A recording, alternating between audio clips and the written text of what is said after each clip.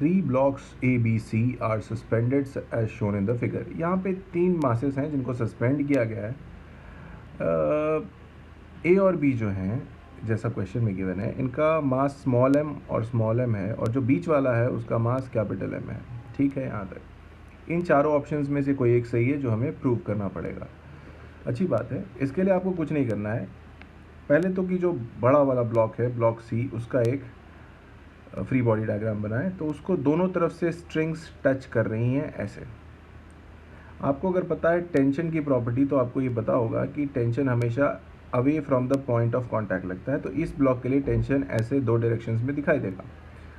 दोनों स्ट्रिंग बराबर के वेट वाले ब्लॉकों से लगी हुई है तो टेंशन बराबर ही होगा। तो दोनों तरफ मैं टी और टी लिख सकता हूँ, और अपने मन से मैं मान लूँ चूँकि सिमेट्रिकली स्ट्रिंग को लगाया गया है तो जो एंगल एक तरफ बनेगा वही एंगल दूसरी तरफ बनेगा। तो दोनों थीटा लिख दिया मैंने।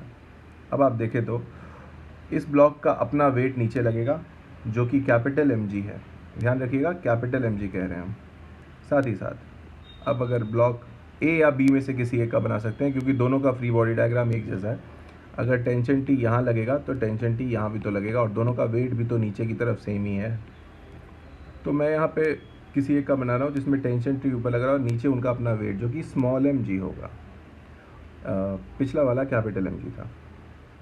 अब हम देख सकते हैं कि अगर बात करें सी ब्लॉक की, तो यहाँ पे ऊपर लग रहा है टेंशन के कंपोनेंट्स, चूँकि थीटा है तो टी कॉस थीटा, और 2 बार लग रहा है तो दोनों टेंशन के कंपोनेंट्स ऊपर ही लग रहे हैं, कॉस कंपोनेंट्स, और साइन वाला इधर लगेगा टी साइन थीटा, और इसका टी साइन थीटा इधर, जो कैंसिल आउट होकर 0 हो जाएंगे।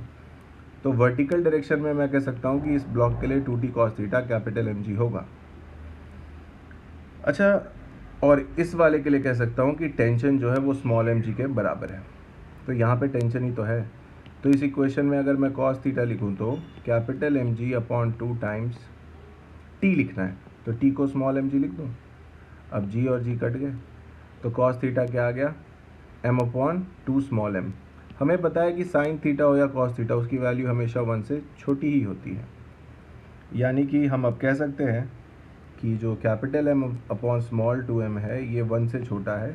अब 2m को राइट हैंड साइड में ले जाऊं तो लिख सकता हूं कि capital M is smaller than 2m, और ये ऑप्शन जिस भी नंबर पे होगा वो सही माना जाएगा।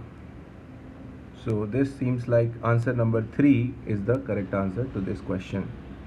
So it's a very simple question and this is the answer. Thank you.